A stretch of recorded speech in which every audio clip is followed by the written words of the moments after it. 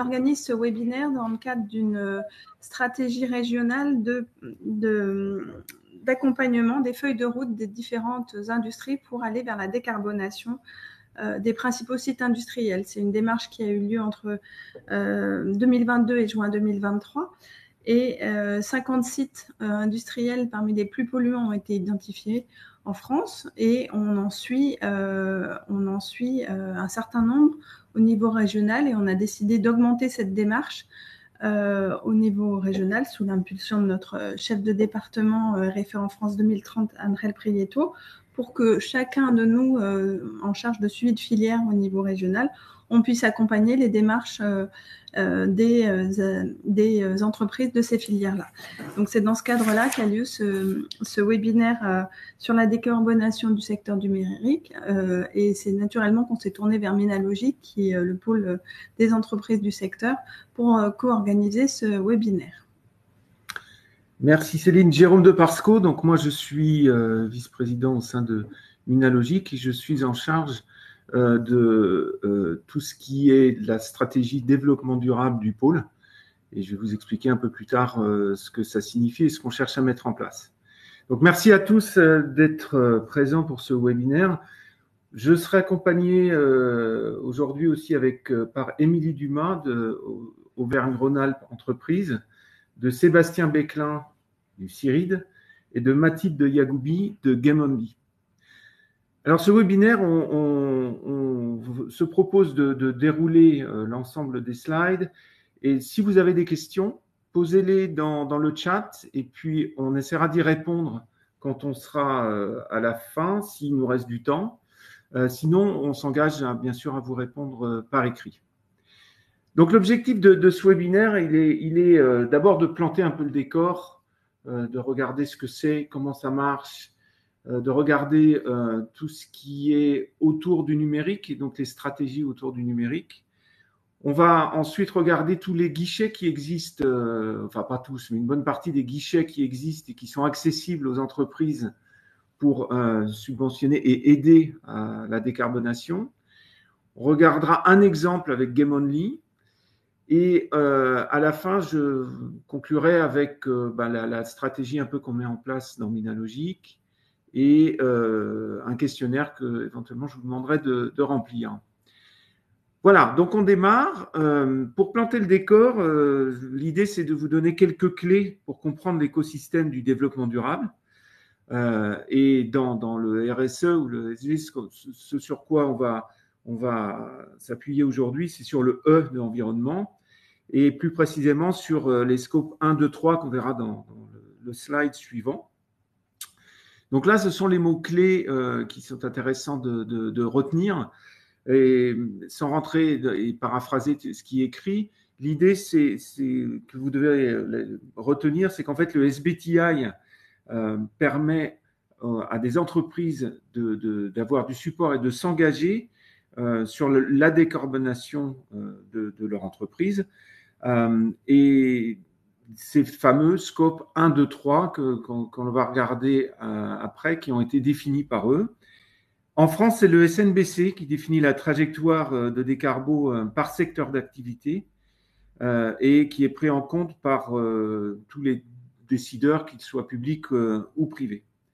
Donc, si on passe sur le slide suivant, brièvement, voilà la définition des trois scopes. Vous voyez, il y en a un qui est un scope direct, qui est le scope 1, et deux scopes qui sont indirects, les scopes 2 et 3. Donc, pour faire simple, le scope 1, ça concerne l'énergie brûlée par une infrastructure pour produire. Le scope 2, ça comprend la consommation d'énergie produite ailleurs, mais utilisée pour produire. Donc, typiquement, les contrats qui peuvent être souscrits chez un EDF en France. Et le scope 3, ça comprend toutes les émissions dues aux opérations amont, par exemple la supply chain, et aval, donc tout ce qui est transport et distribution. Et le scope 1, encore une fois, c'est le scope direct, donc c'est ce qui est brûlé par une entreprise pour produire ce qu'elle fait. Un exemple, par exemple, c'est tout simple, c'est le transport des collaborateurs qui émet, en brûlant du gasoil, par exemple, qui émet des gaz à effet de serre, du carbone en particulier. Voilà, si on passe à la slide suivante, Céline, c'est à toi. Oui, on vient de sortir de la COP de Dubaï. Donc là, on a parlé beaucoup des accords de Paris pour limiter le réchauffement climatique. Donc ça, c'est un peu le cadre international. Au niveau européen, ce qui est un peu connu, c'est Fit for 55, qui est un objectif de réduction des gaz à effet de serre au niveau de l'Europe de moins 55%. Et la déclinaison en France, c'est effectivement les stratégies nationales bas carbone 2, avec des objectifs qui sont fixés pour 2015 et 2050. Et la complexité peut-être en France, c'est de coupler la néo-industrialisation de la France, voulue notamment au travers de France 2030, et ses objectifs de réduction de gaz à effet de serre.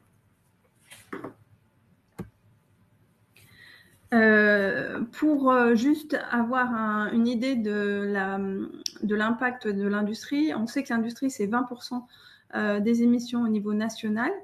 Donc, vous allez me dire, le numérique n'est pas trop concerné. Si, et surtout, ce qui nous inquiète, c'est la croissance de cet impact.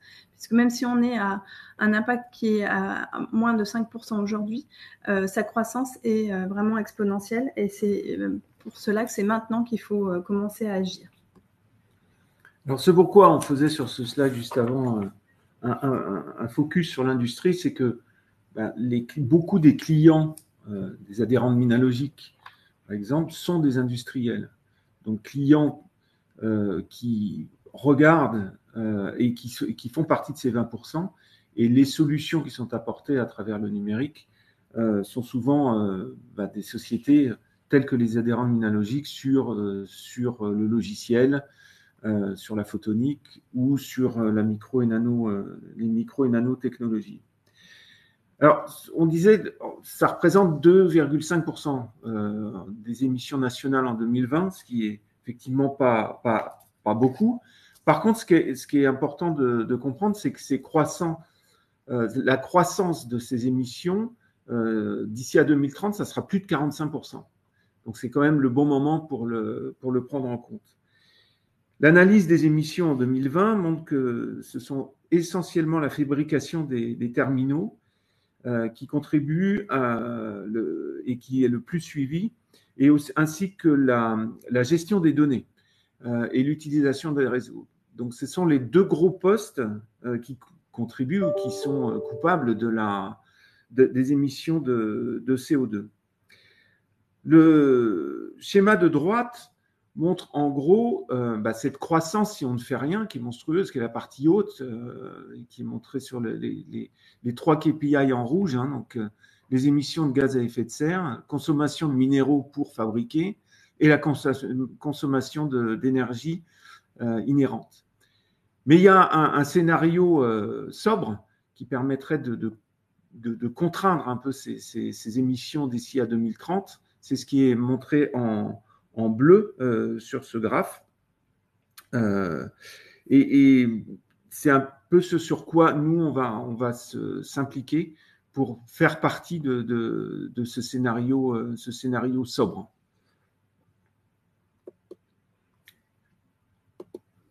Du coup, effectivement, il y a eu des groupes de travail et une prise en compte au niveau des pouvoirs publics et du gouvernement pour organiser et écrire une stratégie d'accélération numérique éco-responsable qui a pour objectif effectivement de réduire cette empreinte du numérique et de donner à la France des objectifs de réduction des émissions à gaz à effet de serre. Ces axes de travail sont à la fois visent évidemment à soutenir tout ce qui est recherche et développement pour inventer des nouvelles techniques qui sont plus sobres, de favoriser l'innovation et l'économie circulaire, pour viser à l'allongement, par exemple, de la durée de vie des équipements qui font une grosse partie de l'empreinte.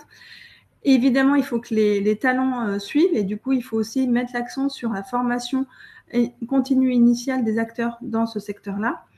Et puis, il y a aussi un gros travail d'acculturation et d'accompagnement des acteurs et aussi évidemment des usagers qui doit être fait pour aller dans le bon sens.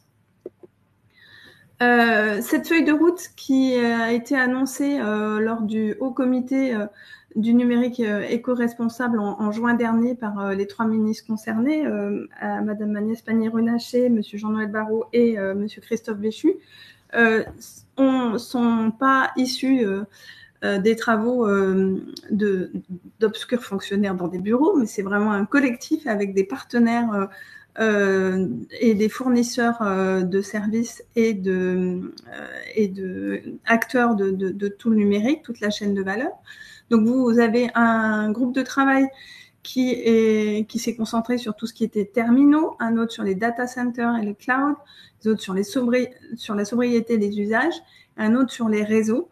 Et du coup, ça permet d'aboutir à des actions qui sont au nombre de 10 et qui vont à la fois être sur des sujets très techniques. Par exemple, sur les data centers, on a l'association de ceux qui fabriquent les bâtiments jusqu'à ceux qui mettent en place les réseaux, ceux qui s'occupent des sujets d'eau dans ces sujets-là. Et dans ces plans d'action, on a vraiment des choses très détaillées ou qui font référence à d'autres choses qui existent. Par exemple, il y a des normes ou il y a des documents qui sont conçus par l'AFNOR, par Green IT, par plein d'acteurs sur le sujet.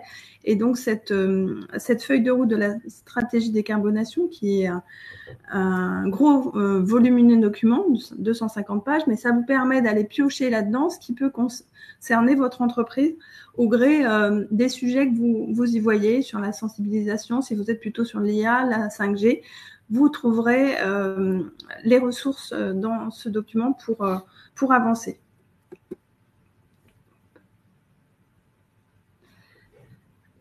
Et notamment sur des sujets comme le cycle de vie, comment augmenter par exemple la part de matières premières recyclées dans les terminaux pour améliorer l'efficacité énergétique. Il y a certaines technologies effectivement qui intègrent l'IA pour effectivement améliorer les consommations ou éviter de remplacer en faisant de la maintenance prédictive. Ça permet éventuellement de changer les matériaux avant qu'ils soient complètement HS. Il y a aussi évidemment des travaux sur la substitution des énergies décarbonées en mettant du solaire ou des choses comme ça. Et aussi des travaux pour agir contre l'obsolescence technique, mais aussi culturelle et psychologique, essayer d'agir sur les usages en sensibilisant les utilisateurs à être plus sobres, et donc notamment en mettant des indicateurs sur le CO2 consommé par un usage numérique, par exemple.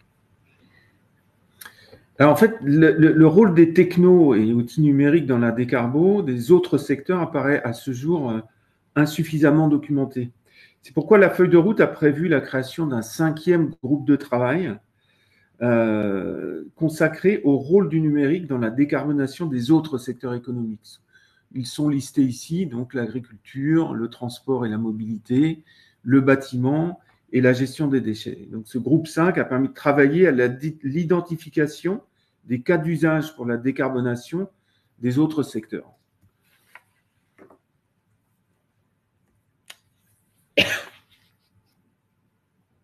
Voilà, à toi. Il y a quelque temps, quand ce sujet a commencé à venir sur la table, je vous ai indiqué qu'il y avait beaucoup de rapports, beaucoup d'études qui sont toujours un peu en mouvement parce que les études s'enrichissent. On a créé des guides pour accompagner les TPE et les PME, mais aussi les entreprises industrielles pour qu'elles puissent être accompagnées par les différents acteurs. Et au-delà des guides, il y a eu en septembre la création d'une plateforme. Donc j'espère que cette plateforme est bien apparue à l'écran. Donc qui permet de vous lancer en renseignant votre profil avec le SIRET de l'entreprise. Vous répondez à quelques questions par thématique. Est-ce que vous êtes plus intéressé par la consommation, les réductions d'énergie ou l'éco-conception, par exemple? Et ça vous permet d'accéder aux aides dont l'entreprise peut bénéficier.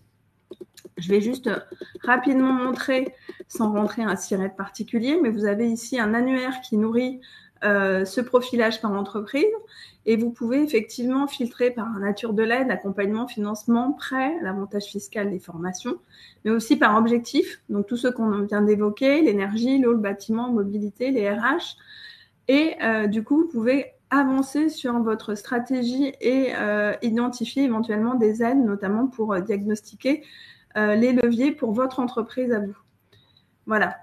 Je ne vais pas plus loin sur la présentation de cette plateforme, mais juste pour vous montrer que c'est un outil pour aller plus loin de manière très pratique. Et du coup, cette plateforme remplace les guides qui avaient été faits à l'époque. Un outil parmi ces dispositifs sur lequel je voulais zoomer, c'est l'appel à projet Econum, qui est spécifiquement destiné aux entreprises de la chaîne de valeur de numérique pour soutenir le développement de cette économie qui se veut innovante, circulaire et à moindre impact environnemental. Et du coup, vous avez un appel à projet qui a eu une première relève en fin d'année, qui aura une prochaine relève le 29 février 2024. Cet appel à projet est opéré par l'ADEME et il concerne plusieurs volets.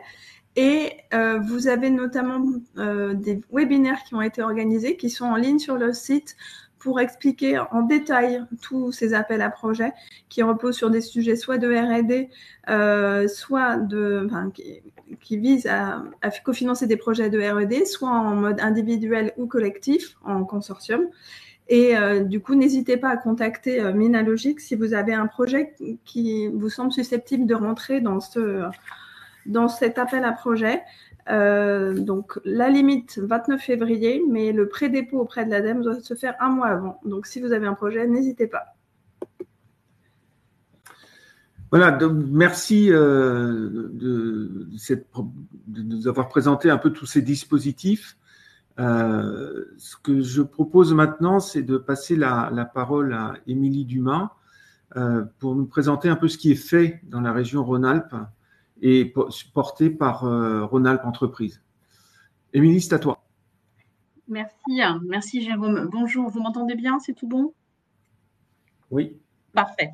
Donc, effectivement, l'idée de cette présentation, c'était de vous parler du pack énergie et solarisation, et en particulier du volet énergie. Je n'aborderai pas le volet solarisation dans cette présentation, avec les outils qui sont aujourd'hui à disposition pour accompagner sur les enjeux de transition énergétique et de décarbonation.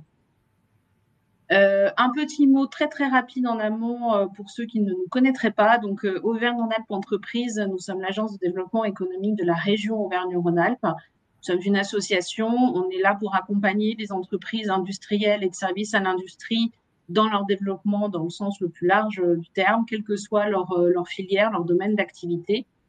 Comme vous pouvez le voir, nous avons une antenne dans chaque département, excepté en Ardèche où la Drôme couvre les deux territoires. On est à peu près 150 aujourd'hui et nos modalités, enfin nos piliers, nos thématiques phares, ce sont finalement les enjeux principaux des entreprises. On groupe un peu tous les sujets, hein, tout ce qui va être lié au développement économique dans sa terminologie, son sens le plus large, tout ce qui va être lié au positionnement des entreprises à l'international, aller chercher des fonds européens, tout ce qui va être lié à l'emploi-formation. Donc là, on se place du côté des industriels, hein, pas du côté des chercheurs d'emploi. Bien évidemment, tout ce qui est lié à l'innovation. Une dernière thématique qui concerne les entreprises qui ne sont pas implantées chez nous, mais qui voudraient s'implanter, qui est en lien avec donc l'Invest, hein, ce qu'on appelle le pilier Invest. Et puis, on a aussi une cellule économique, d'intelligence économique et territoriale et un outil Phareco sur lequel vous pouvez retrouver un certain nombre de données sur les entreprises de la région, mais aussi des panoramas qu'on a pu réaliser sur des thématiques très diverses. Voilà pour la partie introduction au niveau de l'agence. Et donc, on est amené effectivement à parler et à déployer les outils, bien évidemment, de la région, dont notamment ce pack énergie et solarisation qui a été lancé il y a un peu plus d'1 an, avec pour objectif de vraiment accompagner les entreprises dans leurs enjeux énergétiques, toutes les entreprises avec, pour certains dispositifs, un peu un focus sur vraiment les petites entreprises, Et ça prend la forme d'outils diagnostiques et d'aides financières que je vais très rapidement vous déployer, enfin vous expliquer. Et puis, bien évidemment, on sera à disposition s'il y a des questions par la suite. Alors, sur le volet donc diagnostic, il y a 3 outils qui sont valorisés, communiqués. Donc, le premier qui est le dispositif Être accompagné dans mon projet Industrie du futur que je vais vous détailler juste après. Le diagnostic Ecoflux que je ne détaillerai pas, mais que peut-être vous connaissez, qui est opéré par BPI France. Et les visites énergie pour les plus petits, pour les TPE, qui sont opérées par les chambres de commerce, d'industrie et les chambres de métiers d'artisanat, que je ne détaillerai pas non plus. Dans cette présentation, je me suis vraiment focalisée sur la partie aide région. Et sur la partie modalités financières qui sont accessibles généralement quand on a réalisé au préalable un diagnostic, je vous parlerai du prêt région énergie et très rapidement de l'aide pour les TPE non protégées par le bouclier tarifaire. Et je pense que la cible est un petit peu moins, vous concerne un petit peu moins parmi les personnes présentes aujourd'hui. Le dispositif Industrie du futur, c'est un dispositif donc qui sera renouvelé l'année prochaine, qui se poursuit, qui regroupe une vingtaine de thématiques, dont une dédiée à, on va dire, la performance environnementale et énergétique, ou la maîtrise des consommations et des ressources, optimisation des procédés de manière un peu plus technique. C'est un dispositif qui cible les PME et les ETI uniquement, en tout cas actuellement, qui sera en tout cas ouvert aux grands groupes à partir de l'année prochaine pour des dossiers vraiment à impact et d'importance pour le territoire. Bien évidemment, ça ne concerne que les entreprises industrielles, comme son nom l'indique. Et c'est un dispositif intéressant puisque c'est une aide au conseil qui peut aller de 3 jours pour des phases de diagnostic jusqu'à 20 jours d'accompagnement sur des sujets vraiment très techniques qui abordent vraiment toutes les thématiques et tous les enjeux de la performance énergétique et environnementale. Et cette aide au conseil, elle correspond à 50% de l'étude dans la limite de 16 000 euros. Donc, c'est un cofinancement État-région. Il n'y aura plus que la région à partir de l'année prochaine. Mais en tout cas, pour le moment, c'est encore un cofinancement État-région. Et donc, il y a un ensemble de prestataires qui a été référencé pour accompagner les entreprises sur toutes ces thématiques, notamment énergétiques, dans le cadre de ce dispositif. Donc, on accompagne sur 4 axes. J'en rajoute même maintenant un peu un 4e pour le mettre un peu plus en avant. Donc, tout ce qui est vraiment lié à l'optimisation et à l'amélioration des procédés et des utilités d'un point de vue vraiment technique, mais ça peut être aussi la mise en place d'un monitoring, ça peut être des réflexions sur l'intégration d'un nouveau procédé, enfin voilà, c'est très très large. Une approche matière qui fait aussi partie de la décarbonation, notamment quand on essaye d'intégrer des matières recyclées, mais ça peut aussi être des sujets sur des matières, l'intégration de matières biosourcées, réaliser des études techniques et économiques de faisabilité. Ça peut être aussi des sujets autour de la gestion des déchets, des sous-produits, des coproduits. Et on peut aussi traiter, on a eu 2 dossiers là-dessus, de la thématique de la supply chain durable, voilà, pour accompagner les entreprises un peu dans leur transformation sur la partie vraiment transport amont, transport aval. Et puis, on peut aussi accompagner sur des sujets de stratégie environnementale beaucoup plus larges. Alors, on ne fait pas de la norme, on ne fait pas de l'ISO 14001 sur l'environnement, de la 26000 ou autre. C'est vraiment d'être beaucoup plus large sur un peu les enjeux de l'entreprise à aller sur ces sujets de transformation. Et la 4e thématique que je rajoute, ce serait le focus vraiment sur la décarbonation et l'énergie, tout ce qui est études de faisabilité sur l'intégration d'énergie renouvelable, valorisation de chaleur fatale, toutes ces thématiques-là, électrification des procédés, peuvent être intégrés dans le cadre du dispositif. Donc, je vous ai mis ici un focus justement sur cette partie énergie et puis un autre sur la thématique eau, qui est aussi une thématique à fort enjeu qui monte de plus en plus. Et l'idée, c'était de vous montrer qu'on peut intégrer et qu'on peut réaliser un certain nombre d'études de faisabilité, d'audit, de diagnostics initiaux, comme d'études plus techniques, plus poussées sur tous ces enjeux-là. Mais bien évidemment qu'on ne traite pas que la thématique eau-énergie, on est vraiment beaucoup plus large. Une fois qu'on a fait ce diagnostic, on peut parfois arriver à identifier des investissements qu'il faut mener pour poursuivre et mettre en œuvre sa démarche de décarbonation. Donc là, la région a créé un prêt région énergie, alors il y a un petit test en trop, enfin, je l'enlève, qui est à destination uniquement des PME pour ce prêt-là, de tout secteur d'activité. Par contre, on n'est pas forcément que sur des entreprises industrielles et de plus de 3 ans. C'est un dispositif de la région qui est alors déployé, ou du moins les dossiers derrière sont opérés par Bpifrance qui gère le fonds. Et ça permet vraiment de financer des projets d'investissement pour réduire la consommation des énergies, la consommation énergétique, pour tout ce qui est réduction aussi des impacts environnementaux. Donc là aussi, c'est relativement large. C'est un prêt, hein, comme son nom l'indique, qui peut aller de 50 000 à 500 000 euros. Donc ça peut quand même permettre de financer des projets relativement intéressants, une durée de remboursement de 5 à 7 ans, avec ce qui est aussi très, très intéressant, un différé d'amortissement en capital qui peut aller jusqu'à 2 ans. Donc ça peut être plutôt avantageux dans le cadre d'investissements un peu importants. C'est l'équivalent du prêt vert, hein, c'est le même format, c'est juste que le montant maximum est moins élevé sur la partie région, mais c'est le même fonctionnement que le prêt vert et le même type d'aide pour ceux qui le connaissent. Et effectivement, vous voyez que ce prêt, il est soumis à la réalisation d'un diagnostic énergétique ou environnemental préalable.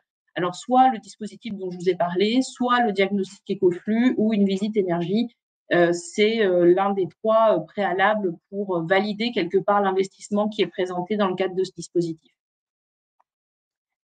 Ici, vous avez quelques exemples. Donc, voilà, ça peut accompagner des sujets d'optimisation de procédés, d'amélioration de la performance, des sujets aussi d'investissement autour de la mobilité zéro carbone. Il peut y avoir des sujets, alors ça ne va pas financer l'innovation, mais s'il y a des investissements qui permettent à l'entreprise d'innover sur le marché des produits et services en matière de protection de l'environnement, ça peut rentrer dedans aussi. Et tout ce qui va être lié au mix énergétique, et notamment, ça peut financer ce qui n'est plus financé par l'ADEME, des études de faisabilité sur l'intégration des panneaux photovoltaïques. Ça, c'est dans le cadre d'IDF. Et si jamais, d'Industrie du Futur, donc je vous ai présenté tout à l'heure, et si jamais, suite à cette étude, il est prévu que l'entreprise investisse dans des panneaux photovoltaïques pour de l'autoconsommation à 100%, donc sans revente au réseau, ce prêt pourrait financer une partie, enfin l'installation des panneaux photovoltaïques pour peu qu'on soit dans 100% d'autoconsommation. Donc, c'est intéressant de l'avoir en tête, même si ce n'est pas le cas de toutes les entreprises. C'est pour ça que je le mentionne ici. Et le dernier, voilà, je ne suis pas certaine qu'il y ait beaucoup de personnes qui relèvent cette cible-là ici, mais je voulais quand même laisser. Donc là, cette fois-ci, c'est une autre aide à l'investissement, mais qui concerne uniquement les TPE de l'artisanat et de l'artisanat de production qui ne sont pas éligibles au bouclier tarifaire. Donc, c'est quand même une cible assez réduite. La thématique est la même, hein, une entreprise qui souhaite investir dans un équipement ou un matériel plus performant, moins énergivore, ça peut permettre de financer 20% de l'investissement, donc sous forme de subvention, je vous l'ai dit, avec un montant minimum des dépenses de 5 000 et un montant maximum de 10 000. Voilà, c'est intéressant de l'avoir en tête après avoir les évolutions par rapport au bouclier tarifaire aussi par la suite. Voilà ce que je voulais vous présenter. Je vous ai remis ici des liens. Alors, bon, France 2030, c'est juste à titre informatif pour le volet financement de l'innovation. Alors, les dispositifs ne sont pas ciblés sur la décarbonation, mais c'est intéressant de l'avoir en tête. C'est le volet régionalisé de France 2030. Et puis, bien sûr, le lien vers le pack énergie et solarisation. Et puis, si vous avez des questions sur ce dispositif-là, voilà, vous avez mon mail juste ici. Voilà. C'est bon pour moi. Émilie. OK.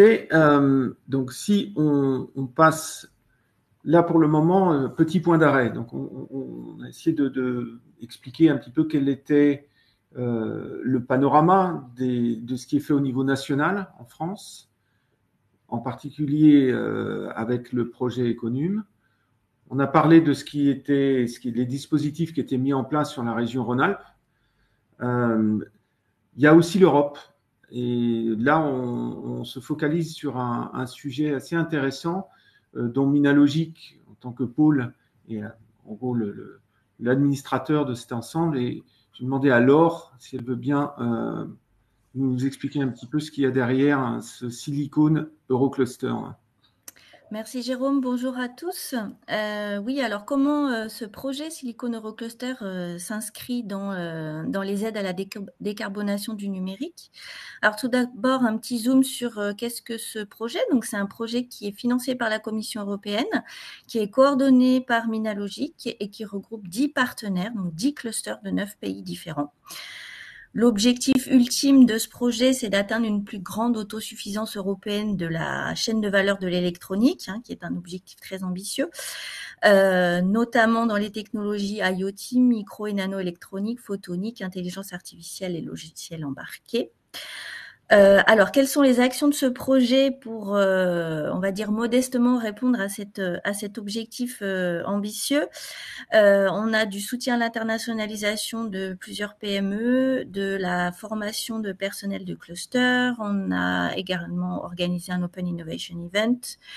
Il y avait un appel à projets de 12 projets de démonstration d'innovation dans les technologies du numérique qui est clos depuis le mois de mai et les projets sont en cours de réalisation. Et puis, ce qui nous intéresse aujourd'hui, c'est un appel à ce qu'on appelle des green vouchers, donc c'est des chèques verts qui financent des consultants, des prestations de consultants pour des PME qui souhaitent faire des actions liées à leur transition écologique. Donc ces chèques verts, ils sont de 3 600 € chacun. Il y a donc 25 chèques qui seront attribués. Uniquement les PME sont éligibles. Les sujets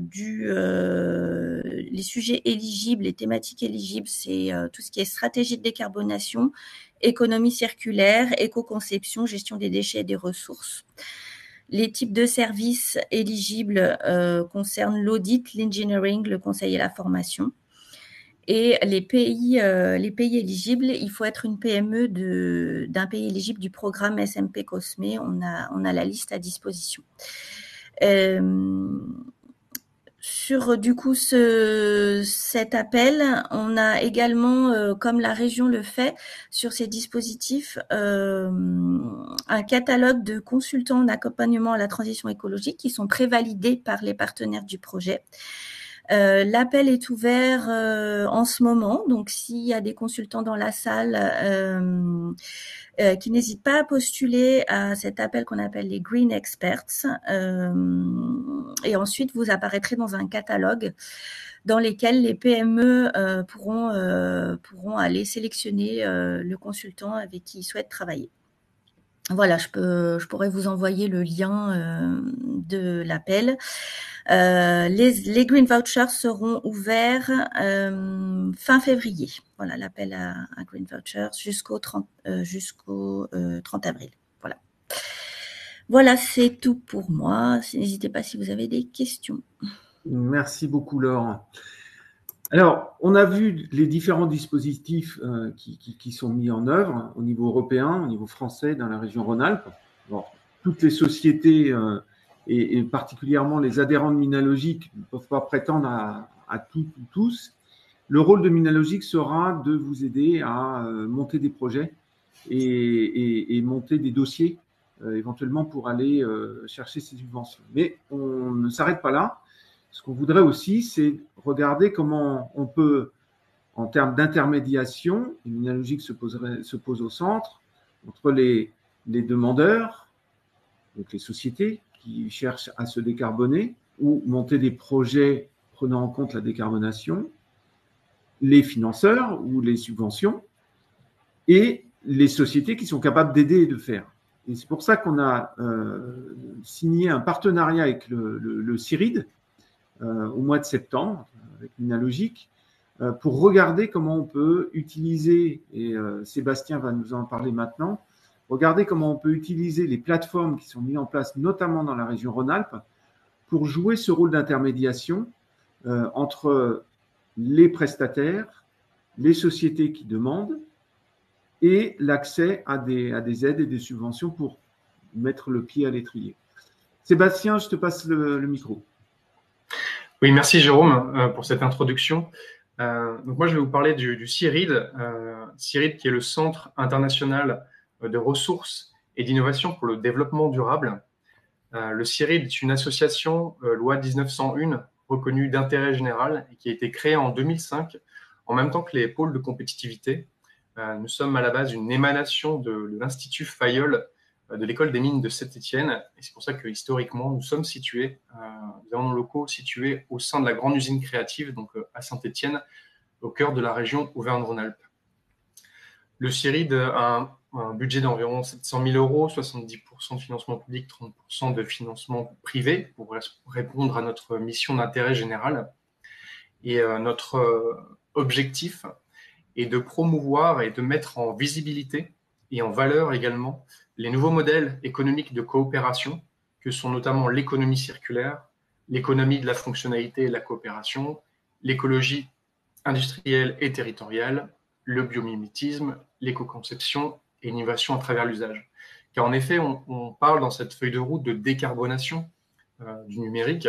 Et si la décarbonation du numérique est l'objectif, en fait, la mise en place, les moyens consistent à la mise en place de ces nouveaux modèles économiques de coopération. Et c'est ce que nous réalisons au sein du CIRID depuis une vingtaine d'années. Le CIRID est constitué de 15 personnes à l'heure actuelle, qui a 4 grandes activités. La première est celle de promouvoir, de produire et de disséminer des connaissances sur le développement durable, dont l'économie circulaire. Nous produisons à peu près 60 ressources documentaires par an, sous la forme de webinaires, de magazines trimestriels, de rapports, de guides techniques, qui adressent absolument toutes les filières industrielles présentes sur les territoires, dont notamment celle du numérique. Nous concevons et réalisons également des outils à destination, des outils d'aide à la décision, à destination surtout des dirigeants ou des directeurs innovation, pour leur permettre d'intégrer plus facilement ces nouveaux modèles économiques de coopération, notamment l'économie circulaire, dès la conception des projets R&D de leur entreprise, en proposant des axes de réflexion, des axes d'animation d'échange ou en favorisant la créativité. Les ressources que produisent le CIRID, qu'elles soient sous la forme de ressources documentaires ou de ressources logicielles, sont en libre accès en fait sur nos plateformes que je vous présenterai effectivement par la suite. Le CIRID soutient également les réseaux d'innovation, dont sont les pôles de compétitivité, régionaux, nationaux, mais également internationaux. Nous interagissons avec tous les acteurs du territoire sur un large panel d'activités, que ça aille de l'intervention à l'accompagnement, du partenariat sur des projets, ou comme ici avec Minalogic dans le cadre d'une convention, à la mise en relation, également au relais de communication. En termes très concrets, à destination des entreprises qui nous écoutent aujourd'hui, le CIRID, notamment à travers le programme régional d'innovation des entreprises, par l'économie de la fonctionnalité, permet à ces entreprises de diversifier leur modèle économique, de faire un essai sur une nouvelle nature de modèle économique, en leur permettant de construire et de tester auprès d'un ou deux clients une offre à haute valeur ajoutée qui va adresser justement l'économie de la fonctionnalité et la coopération. C'est un programme qui est construit avec le Centre des jeunes dirigeants, avec le CETIM, donc le Centre technique des ingénieries mécaniques, et la région Auvergne-Rhône-Alpes. Un programme qui s'étale sur 18 mois et dans lequel on a également un accompagnement individuel et un accompagnement collectif et qui permet en fait chaque 18 mois à 15 entreprises de la région Auvergne-Rhône-Alpes de pouvoir construire cette offre à haute valeur ajoutée et qui permet par la suite de varier ou de diversifier son modèle économique. C'est quelque chose qui marche assez bien, pour lequel on a des très bons retours de dirigeants notamment, que vous pouvez retrouver également sur les plateformes que je vais vous présenter par la suite.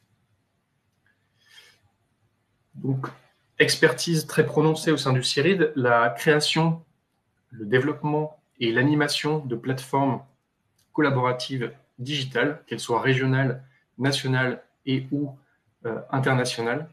Le CIRID gère plus de 20 plateformes en tout. Donc, il y en a 10 dans les régions françaises, donc 10 pour à peu près chaque région.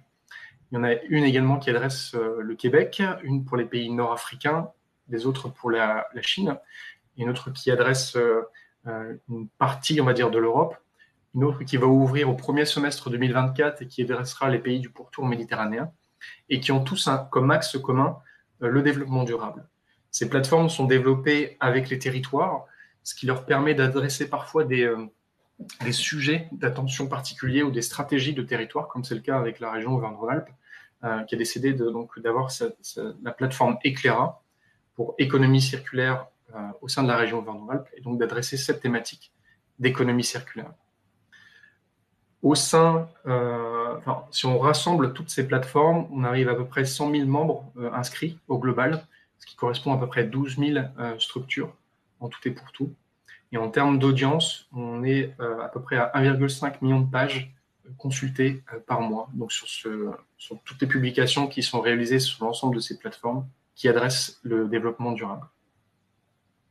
Si on fait un focus maintenant sur Eclaira, la plateforme économie circulaire en région Auvergne-Rhône-Alpes, donc qu'est-ce que c'est Eclaira? Eclaira, c'est avant tout un réseau d'acteurs, c'est avant tout un réseau d'acteurs engagés dans une démarche d'économie circulaire. Eclaira, c'est à peu près 600 structures du territoire auvergnat-rhône-alpin, 40% d'entreprises, 20% de collectivités, 20% d'associations, de fondations, et 20% de bureaux de conseil, d'ingénierie, d'études, etc. Donc on retrouve ici sur cette slide, on va dire la moitié, je pense un peu moins de la moitié des acteurs qui sont présents sur le réseau, hein, qui ont été posés là en fait de manière aléatoire, mais qui, je pense, reflètent bien la typologie des membres qui sont inscrits sur Eclaira. Donc on y retrouve effectivement des grands groupes, hein, comme Elkem, Eiffage, Saint-Gobain, Suez, Vinci, mais également des pôles de compétitivité comme Minalogic, Accelera, Indura, Tectera également, des plateformes techniques qui permettent de faire de l'expérimentation ou de la montée en échelle comme Provadems ou Axel One, bien évidemment des collectivités, Saint-Fond, la métropole de Lyon, la métropole de Saint-Étienne, la région Auvergne-Rhône-Alpes, Saint-Chamond, et beaucoup de startups et de PME qui ont cette démarche d'économie circulaire et qui sont engagés via des initiatives en région Auvergne-Rhône-Alpes. Car en fait, cette plateforme Eclaira permet également de mettre tous ces acteurs en lien, en communauté, de leur permettre de discuter de sujets d'importance concernant le développement durable, qui peuvent être l'EIT, l'EFC, etc. Et Eclaira, c'est également un centre de ressources sur lequel vous trouvez toutes les ressources documentaires qui sont produites par le CIRID, également donc sous la forme de bulletins trimestriels, de guides techniques, ici comme vous pouvez voir sur le rétrofit électrique ou la valorisation du patrimoine bâti, mais également tous les articles qui sont publiés chaque année par les adhérents, donc sous la forme de retours d'expérience, mais également de reportages ou de vidéos qui leur permettent de mettre en avant finalement les initiatives d'économie circulaire qu'ils portent eux-mêmes en région. Ça leur permet d'être mis en visibilité auprès des acteurs régionaux, et ça leur permet également de trouver plus facilement des partenaires et des collaborations ou parfois des clients en lien avec leur thématique. Sur la plateforme Eclaira, on retrouve pas moins de 400 retours d'expérience à date, que vous pouvez visualiser sur notre plateforme à travers la cartographie qui est fournie, et donc venir directement voir ce qui se passe en fait autour de chez vous sur cette thématique d'économie circulaire. Tous les piliers de l'économie circulaire sont représentés, toutes les filières industrielles sont représentées du territoire, hein, j'entends, et toutes les ressources également sont représentées. Donc si vous êtes un acteur du numérique et que vous souhaitez trouver des acteurs territoriaux en région Auvergne-Rhône-Alpes qui adressent déjà des activités d'économie circulaire, vous pouvez venir faire un tour, je vous invite sur la plateforme Eclaira. Voilà, je vous remercie pour votre attention et je suis disponible pour toute question. Merci Sébastien, et je vais être plus directif que toi. J'invite vraiment tous les adhérents de Minalogic et les personnes présentes à ce webinaire à se connecter sur Eclaira. Encore une fois, c'est l'idée de mettre en relation des sociétés qui sont en attente et qui veulent démarrer une stratégie de décarbonation, des prestataires de services qui peuvent aider et une recherche de subventions Minalogic peut aider à monter des projets. Donc, je vous invite à vous connecter. C'est gratuit, hein, Sébastien? Tout à fait, c'est en libre accès. On est une association avec une mission d'intérêt général, c'est notre statut. Voilà, de vous inscrire sur cette plateforme Eclaira. Merci encore, Sébastien. Donc, Alors maintenant, on va passer sur un autre sujet qui est un exemple de ce qu'il est possible de faire. Oui, et du coup, je vais passer la parole à Mathilde Yagoubi, déléguée générale Game Only. Juste un mot avant pour dire que ce projet Giros a été cofinancé à la fois par la DRETS dans le cadre du contrat de plan État-région pour soutenir une des premières associations dans le secteur du numérique à se lancer dans ce sujet de la transition écologique et ensuite a reçu le soutien de France 2030 côté ministère de la Culture pour les alternatives vertes de la culture. Mathilde, je te laisse la parole. Merci Céline pour cette introduction. Bonjour à toutes et à tous, j'espère que vous m'entendez bien. Donc moi, je suis Mathilde Yagoubi, donc déléguée générale de Game Only. Peut-être avant juste de démarrer sur Giros, donc Game Only, c'est l'association des entreprises du jeu vidéo en Auvergne-Rhône-Alpes. Donc on regroupe aujourd'hui 120 adhérents, dont à peu près 80 studios de développement de jeux vidéo et une vingtaine d'écoles et universités sur le territoire. Lyon, c'est le berceau historique du jeu vidéo en France. On est le deuxième territoire le plus fourni en nombre d'entreprises et d'emplois après l'Île-de-France. Donc avec à peu près 120 entreprises actives sur le territoire et ça représente à peu près 5000 emplois à temps plein sur la région. Et pour vous donner un cadre, l'année dernière, ça a généré, les entreprises ont généré un peu moins d'1 milliard d'euros de chiffre d'affaires sur la région. Le jeu vidéo est une industrie qui est jeune, qui a un peu moins de 30 ans, qui se structure et qui est très, très investie sur les sujets RSE au global et de transition. On y reviendra après. Donc, en 2021, quand Alternative Verte 1, donc l'appel à projet du ministère de la Culture est sorti, Game Only s'est proposé de monter un consortium national pour l'industrie du jeu vidéo afin de répondre à cet appel à projet pour donc engager la première brique de transition écologique de cette industrie. Donc, suite à quelques éléments très factuels. Donc, le premier, évidemment, c'est l'actualité réglementaire européenne avec la CSRD, donc qui rentre en application là en 2024. La transposition en droit français a été faite par décret le 6 décembre dernier et donc pour une application à partir du 1er janvier. Donc, en 2021, la CSRD était déjà applicable aux entreprises cotées en bourse et dans le jeu vidéo, on en a quelques-unes. Donc, on a eu cette première alerte. Ensuite, on a le CNC, donc le Centre national du cinéma et de l'image animée, qui est notre institution de tutelle au niveau financement, a annoncé un plan comme quoi les entreprises qui voudraient bénéficier donc de subventions culturelles à partir de 2024 devraient produire un bilan carbone obligatoire pour bénéficier de subventions. Ensuite, toujours dans cette partie réglementaire, on a le règlement européen SFDR, donc plutôt applicable aux banques et aux investisseurs, qui est aussi rentré en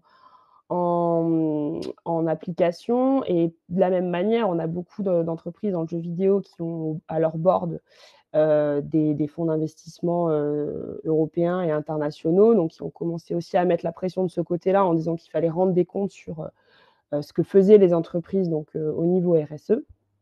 Et enfin, comme je le disais tout à l'heure, une industrie qui a des parties prenantes particulièrement actives sur ces sujets, donc que ce soit les joueurs ou les salariés dans les entreprises de jeux vidéo. Donc face à ces différentes actualités, on avait une industrie qui était assez pressurisée pour avancer sur ce sujet-là. Donc on s'est proposé de monter donc ce consortium national du jeu vidéo pour l'environnement. Donc Game Only est allé chercher donc ces associations sœurs, donc des associations comme Game Only, il y en a sur 8 territoires aujourd'hui en France, donc qui sont les plus pourvus en nombre d'entreprises et d'emplois sur l'industrie du jeu vidéo, ainsi que nos 2 syndicats nationaux de rattachement. Donc le syndicat national du jeu vidéo, qui est le syndicat des développeurs de jeux vidéo, et le syndicat des éditeurs de logiciels de loisirs, le CEL, qui est le syndicat donc, des grosses majors en fait, de notre industrie, que sont Microsoft, Nintendo, Warner et autres. Donc en soi, déjà, ça n'a pas été simple, puisque ce sont des acteurs qui n'ont pas forcément l'habitude de travailler ensemble, surtout sur ce type de sujet. Donc déjà, en soi, c'était une première victoire d'arriver à réunir tout le monde et on s'est rendu compte que finalement, c'était vraiment un sujet qui faisait l'unanimité et qui a permis donc à ces acteurs de se réunir. À l'époque, quand on a déposé le dossier, on a récolté plus de 100 lettres de soutien de studios de jeux vidéo français, des plus petits aux plus gros comme Ubisoft, par exemple, donc pour attester donc, l'importance de ce sujet-là pour notre industrie. Et l'objectif donc de ce dossier, c'était déjà, avant tout de produire un calculateur d'impact environnemental pour l'industrie du jeu vidéo, puisque sur le marché, il n'existait pas d'outils, scientifiquement opposables permettant à un studio de mesurer correctement, son impact, donc j'y reviendrai après. Donc comme le disait Céline, on a été lauréat de cet appel à projet, donc Alternative Verte 1, dans le cadre du plan France 2030 et on a bénéficié également du soutien donc de la DRETS, via le service de Céline donc, sur la partie Auvergne-Rhône-Alpes. On s'est adjoint pour créer Giros les services donc, de iCare, qui est un cabinet donc, spécialisé d'ingénieurs spécialisés dans le calcul de l'impact carbone qu'on a sélectionné après un appel d'offres. Et la grande spécialité, j'allais dire, de notre projet, c'est que l'outil qu'on a conçu a été fait donc, en collaboration étroite avec 27 entreprises pilotes que vous voyez sur la petite carte de France. Donc pareil, on a fait un appel à manifestation d'intérêt pour sélectionner ces 27 entreprises du jeu vidéo, donc représentatives d'une part de tout le territoire national, mais surtout de toutes les tailles d'entreprises et de tous les types de jeux vidéo. Parce que c'est un peu la spécificité de notre industrie, c'est que voilà, en France, on a des entreprises qui font tous les types de jeux, sur tous les types de plateformes, toutes les tailles de jeux vidéo, tous les modes de consommation de jeux également. Donc, il fallait que notre panel soit représentatif. Et donc, pour vous donner un ordre d'idée, quand on a lancé l'appel à manifestation d'intérêt, on cherchait une petite vingtaine d'entreprises et en fait, on a eu plus de 50 candidatures. Donc, on s'est quand même pas mal creusé la tête et on a sélectionné, donc, on en a sélectionné 27. Voilà, puisqu'il fallait quand même satisfaire un nombre croissant d'entreprises demandeuses. Donc ça, c'était début 2023, en janvier 2023. Donc, on a pu démarrer les travaux pour créer cet outil qui s'appelle donc Giros.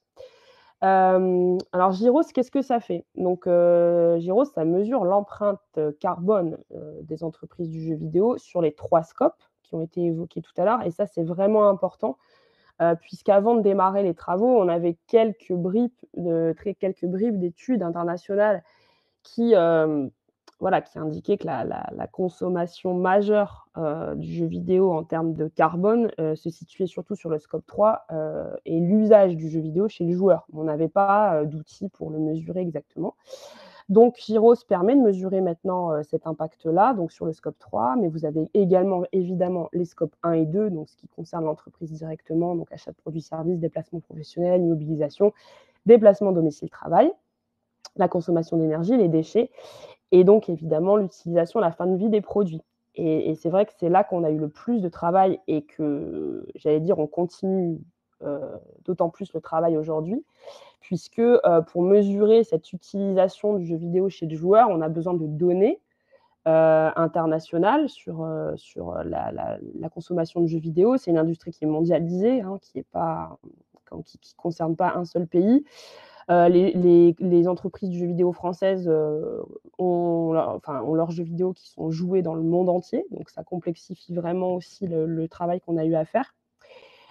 Et au niveau des données auxquelles on a pu avoir accès, donc on a évidemment plugué Giros sur la base de données internationale Negaoctet, qui est la base de données aujourd'hui avec les PCR les plus avancées sur l'industrie du numérique, qui est une fondation évidemment scientifique et qui est entre guillemets labellisée par voilà, tout le système de mesure.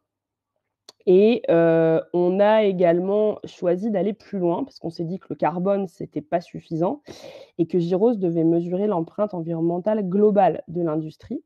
Donc avec Giros, on est capable de mesurer évidemment donc l'impact carbone, j'en ai parlé, mais également l'impact de l'activité du studio sur les ressources et notamment les ressources minérales. Donc ça, on se situe surtout sur l'extraction des ressources minières pour la production des terminaux. L'impact sur la consommation d'eau, et l'impact en matière d'usage d'énergie primaire. Donc là aussi, l'impact il est significatif au niveau de l'extraction toujours des matières et ressources qui permettent de faire le hardware. Donc voilà, Giros est sorti le 9 octobre dernier. On a plus de 200 entreprises qui l'utilisent déjà. À peu près la moitié qui a fini son premier bilan carbone. Donc Giros permet de faire son bilan par jeu, donc par projet, on va dire, et au niveau de l'entreprise. Donc il y a vraiment la possibilité pour l'entreprise de mesurer de manière fine son activité. La traduction en anglais devrait être active la semaine prochaine. Là, aujourd'hui, on est en train de travailler activement, donc, comme je le disais, sur l'amélioration continue de l'outil, forcément, parce que les PCR et les données sont mises à jour régulièrement. Et on a une vraie appétence de la part de nos syndicats, du coup européens, pour porter Giros rapidement au niveau européen et en faire un outil de référence pour l'industrie, labellisé par la Commission européenne et on l'espère par Playing for the Planet, qui est l'initiative de notre industrie au niveau de l'ONU. Merci beaucoup Mathilde. Voilà, donc bel exemple de ce qu'il est possible de faire. Celui-là est particulièrement intéressant parce que couvre l'ensemble, non seulement le CO2, mais aussi tous les impacts sur l'eau, sur les énergies primaires, etc. Voilà, donc on voulait imaginer un petit peu ce qu'on était capable de faire à travers ce projet et en utilisant les dispositifs qui ont été décrits avant. Dernier point, avant d'en terminer, je voulais juste vous présenter rapidement le rôle et ce qu'on entend faire, nous, dans Minalogic, sur ces sujets. On a l'intention de lancer un label éco-minalogique entreprise pour aider nos adhérents à se décarboner eux-mêmes, avec tout ce qui a été présenté avant, et un label éco-minalogique innovation, qui là, pour le coup, est de regarder comment on prend le profil environnemental dès la conception, de l'éco-conception d'un projet, et de prendre en compte ces aspects dans le montage lui-même du dossier avec les outils pour le suivre en cours d'évolution du projet avec son développement, ses tests, sa distribution, mise en œuvre, etc., jusqu'à la fin de cycle de vie des produits. Donc, on travaille d'arrache-pied avec le CIRID, on va travailler avec d'autres pôles de compétitivité comme le CIM, Accéléra, je pense, sur la mise en place de ce label. Alors, pour ce que je voulais faire aussi et vous présenter, ça sera mon dernier slide, c'est la première étape pour nous, après un webinaire comme celui-là, c'est de comprendre un peu le niveau de maturité et l'appétence de nos adhérents et des sociétés en général sur ces sujets. Et pour ça, on va mettre en ligne sur notre plateforme WAM, mais si des non-adhérents à Minalogic sont intéressés, qu'ils nous le fassent savoir et on leur donnera. Donc un questionnaire très simple, QCM, qui permet de mesurer un degré de maturité des sociétés et on pense que on pourra de façon proactive, en fonction des résultats, vous contacter, vous proposer d'aller chercher et de monter un projet de décarbo, encore une fois en allant chercher les subventions et les aides auxquelles on peut prétendre. Voilà, en dernier mot de conclusion, d'abord vous remercier toutes et tous à participer. Merci aux intervenants qui étaient avec nous aujourd'hui. Encore une fois, on ne va pas pouvoir prendre les questions en ligne malheureusement en faute de temps, mais on va essayer de répondre à vos questions que vous nous aurez gentiment présentées sur le chat. C'est une première version de webinar. En fonction des sujets, on pourra dès l'année prochaine travailler sur des focus particuliers sur la mise en place d'outils, sur la façon de les utiliser ou autre. Donc là, la balle est plutôt dans votre camp à tous pour nous dire ce qui serait intéressant de montrer et d'aborder. Voilà, je vous remercie et j'espère à très bientôt. Merci beaucoup à tous. À très bientôt.